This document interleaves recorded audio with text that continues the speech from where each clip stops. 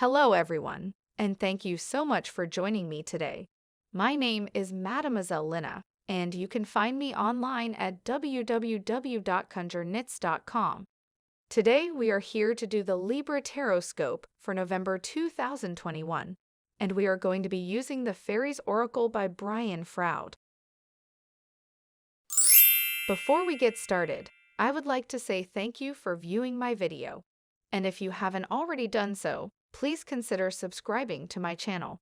Hit that subscribe button, smash that like button, and click on the little bell so that you'll receive notifications of when I go live or upload new videos. I do try to stay pretty busy here on my channel. I do all 12 zodiac signs for the monthly tarot scopes.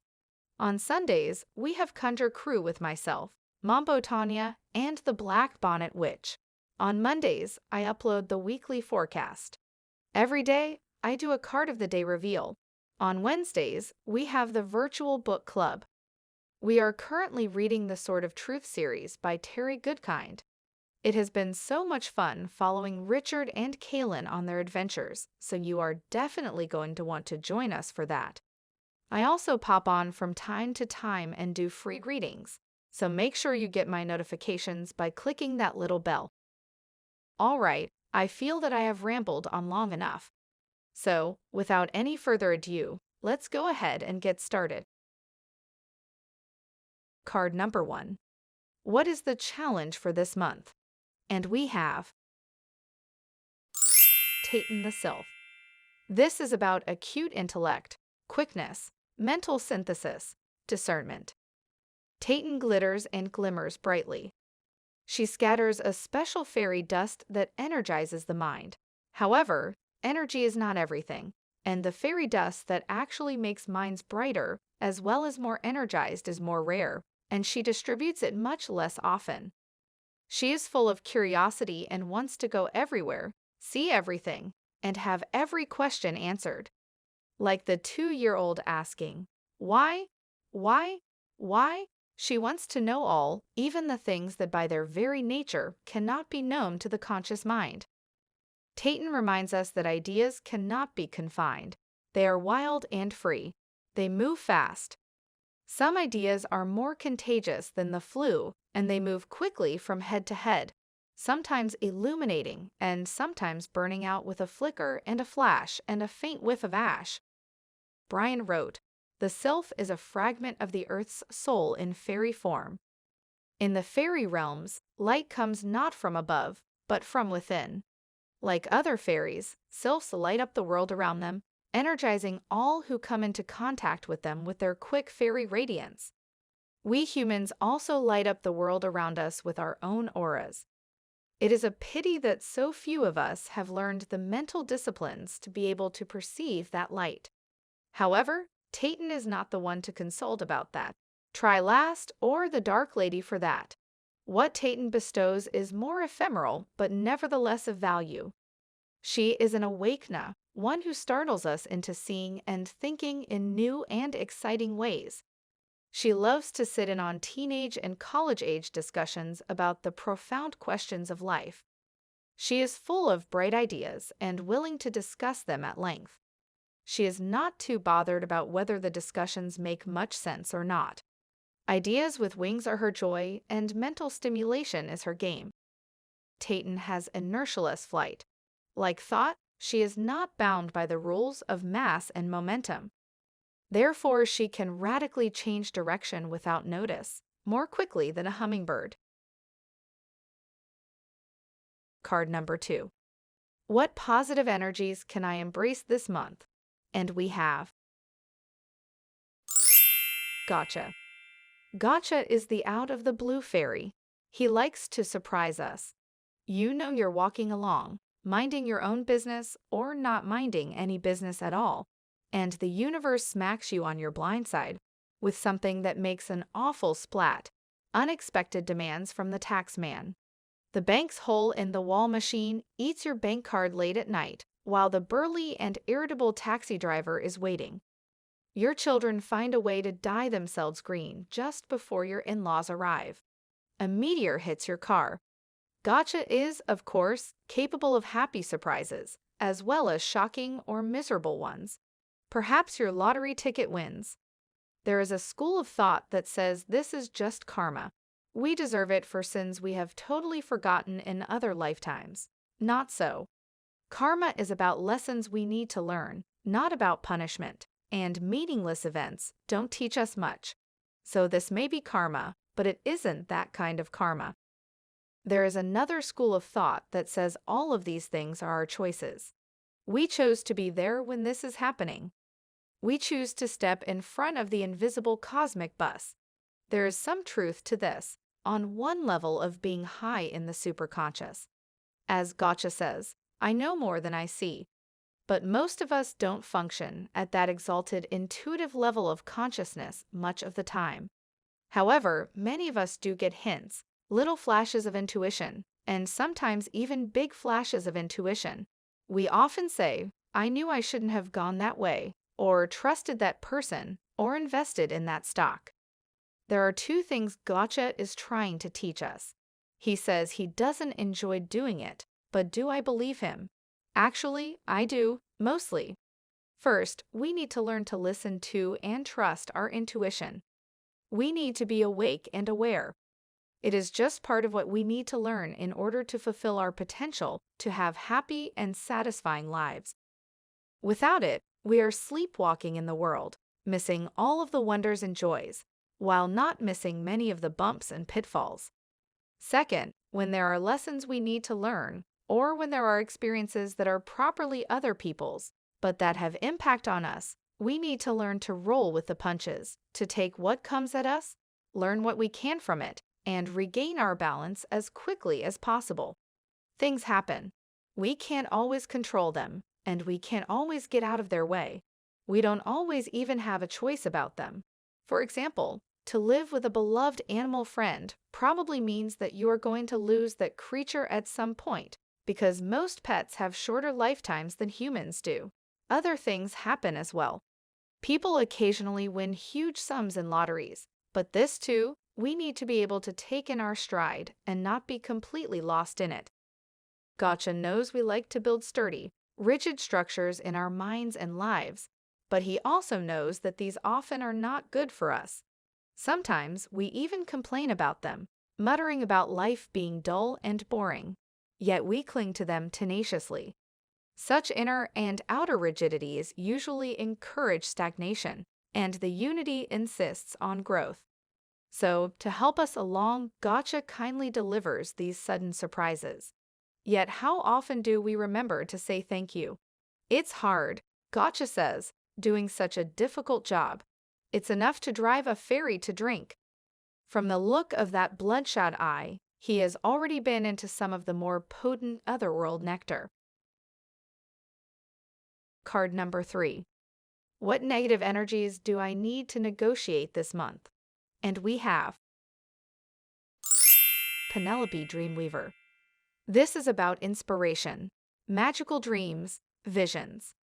Weaver of dreams, bringer of visions, muse of artistic inspiration, Penelope weaves tapestries in the mind with threads of light, color, and sound.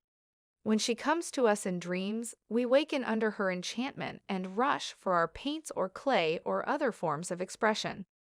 In this painting, Brian has shown us Penelope, his own inspiration fairy, but we each have an inspiration fairy who is more than willing to help us. Mine says to call her Grace because, she says, she isn't exactly someone I deserve, just someone I'm lucky enough to have in my life. She plays hard at inspiring me, as does Penelope with Brian.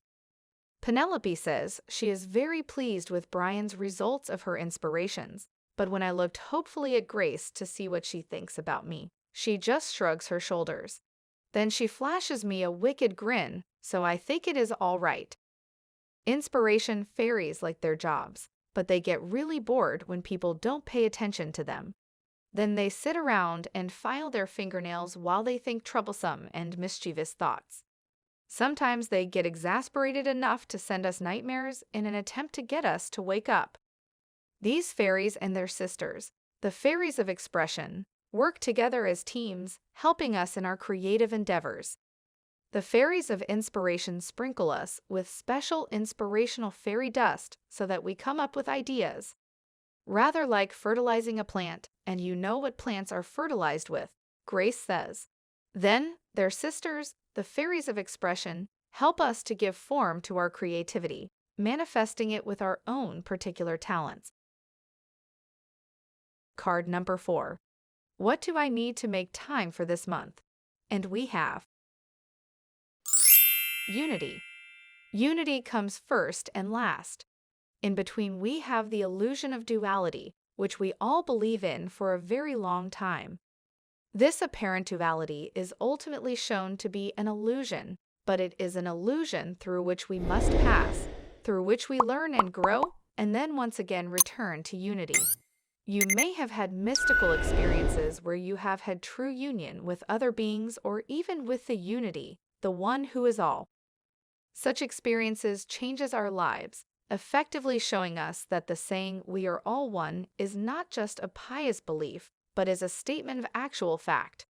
We are not separate like the flowers in a field, but are one. The only way to reach this awareness is to surrender the small everyday self to the larger spiritual self, which is unity. Experiencing full oneness with the unity is transformative. Looking at this painting, you may think, all the power is focused in here, vast energies. It is as if all that power is looking for a place to happen. This is exactly what is going on. Unity is the energy of the cosmos still unmanifest, still without form. Here we see the dark and the light, masculine and feminine, active and passive, and other polarities, all expressed in balanced, energy-filled, vibrant union. All that is one, and that one is God or goddess is the principle expressed. From this, all else derives. This is the source from which we draw our strength, our very being. Card number 5. What opportunity should I seize this month? And we have Sylvanus. This is about truth, cutting through deception, clarity. Brian called this painting the mask of truth, true dreaming. Sylvanus, who holds the mask of truth, is lord of the woodlands, his crown of antler branches signifying his authority. He presents the mask to us, supported by the fairy of aspiration, as she welcomes us to our own potential. We wear the mask to look inward, seeing our true selves, not our false and fearful selves, but the beings of light that we truly are and what we have the potential to be. It becomes very difficult for us to make excuses and blame others for our failures and fears once we have seen what we could be if we were willing, what, in fact, we already are but are not quite living up to. I thought it was very odd that there is a mask of truth. It seemed to me that we use masks to hide truth rather than to reveal it. Oh no, Sylvanus assured me. First, you put the mask on and hide, and then you take it off to reveal the truth. Very fairy. I see, I said, not certain I did, but not sure I wanted to either. Besides, Sylvanus continued, your face is not your truth. Sometimes faces need to be hidden so truth can be seen. Or sometimes you need to make a crack in consciousness, an aha moment, in order to see a truth you have been blind to. From before the time we were born, people have been projecting their ideas, hopes, fears, and confusions on us. As we grow up, we accept many of these untrue projections as our reality, our partly false, partly true picture of ourselves. Brian wrote, the fairy Conjure-Knits holds one of the many sacred swords of fairy land. This one, forged long ago by mysterious dwarves, is laid across the cliff of the otherworld as a bridge to fairy land. The two-edged sword symbolizes the union of the human world with the world of fairy, as well as the union of the outer world of nature with the inner world of the psyche. It is the sword of clear-cut understanding and sharp perception. But once we cross into fairy, it becomes the sword of courage and noble service. All right, my lovelies. Let's take a look at the bigger picture here. Card number 1. What is the challenge for this month? And we have Titan the Sylph. What we see here is mental quickness, adaptability, and enthusiasm. Ideas and opinions abound. A few are brilliant, but others vary from mediocre to downright silly. Be selective. Mental and psychic abilities may be wakening. Independent thinking is in operation. New ideas and new versions of old ideas are creating an exciting, effervescent atmosphere. Avoid excess and extremes. Minds may change often as new ideas and new ways of seeing bubble to the surface. Out of conflict and confusion, resolved by goodwill and clear thinking, a new and better understanding may come. Card number 2. What positive energies can I embrace this month? And we have Gotcha. Gotcha in a reading speaks to us of sudden, often violent, breakdowns of existing structures, habits, patterns, and/or attitudes. When we become too tightly confined by our own self-imposed limitations, including the desire for comfort and security, Gotcha kindly breaks the structure restraining us, whether we think we want him to or not. On a soul level, we know this to be necessary, but in our everyday thoughts we usually get pretty upset about it. However, breakdown can lead to breakthrough. This is liberation, and we often haven't a clue what to do with it. This is usually the beginning of a period of confusion, even disorientation, while we search for a way forward, although we may think we are simply searching for a way back to what we had before. Recommendation: do not try to pick up the pieces and put them back like they were. Consider, instead, what you would like to build in that part of your life, and this time remember to leave room for growth. Card number 3. What negative energies do I need to negotiate this month? And we have Penelope Dreamweaver. You may feel that your creative expression is blocked or even dead. You may have been trying too hard, working too hard. This is a time to back off and do the things that renew and inspire you. Cut loose from the mundane world and give yourself time to enjoy your own fantasies and dreams.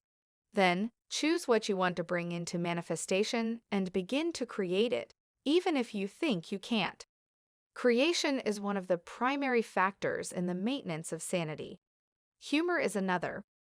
So if you produce laughable results, you get 2 benefits for the 1 effort. Alternatively, you may have been ignoring your inspiration fairy's prompting, turning away from your own creativity. When we deny expression to our creative impulses, our creative energy tends to sour within us, causing problems with health, relationships, and other aspects of life. Denial of the possibilities put forth by our creative imaginations, or allowing only the destructive possibilities of creativity to be considered, are also serious problems, as is a refusal to learn from our dreams. Perhaps someone in this state of denial or blocking is also discouraging our creative impulses, or perhaps we are doing it to ourselves or others. If the first, you must learn to disregard this bad influence. If the second, an immediate change of attitude is urgently needed at this time. Interestingly, Penelope and Grace tell me that whining about the unfairness of life instead of doing something to make it better is also linked with and a symptom of the suppression of one's creative energies. Card number 4. What do I need to make time for this month? And we have Unity. When this card comes up in a reading, it is asking us to remember the mystical concept that we are all one, unified in a holistic universe.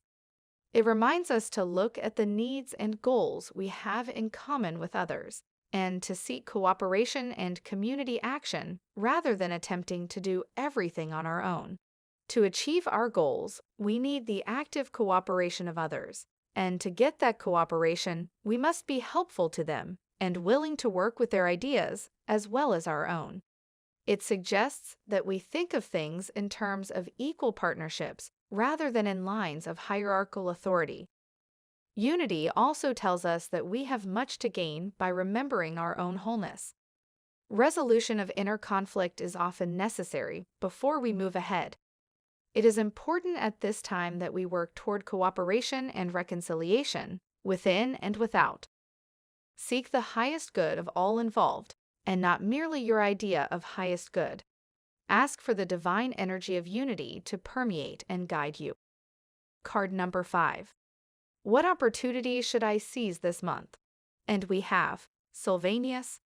At this time, you are discovering new truths about yourself. They are essential for you to know in order to create relationships based on mutual respect, affection, and trust. These things can only work if we see ourselves and others as we are. Currently, both fairy and this world are functioning as a giant mirror in which we see ourselves in many surprising ways. People tend to dread this because we assume that we are worse than we think we are, but this is far from necessarily true. Now is a time for finding out the false and misleading beliefs you have accepted and discovering that you are a better person than you thought, and have the potential to accomplish more than you believed you could. If someone says you are better or simply different than you think you are, don't automatically reject this. Think it over carefully. You have more to give and more to enjoy than you have been giving yourself credit for. This is going to be such an exciting month for you. A month of growth and adventure, amazement and wonder. Sure, we do have some work to do, but it is so worth it. I hope that this reading has helped you and will help lead you and guide you throughout the month of November. If you do feel that it has helped you and that it will help someone else, please feel free to share this video. Sharing is caring. And if you would like a more in-depth and personal reading, you can go to my website at www.conjureknits.com and click on the link at the top of the page that says, Book a Reading. I hope you all have a very beautiful and amazing month. Love you bunches. Shalom.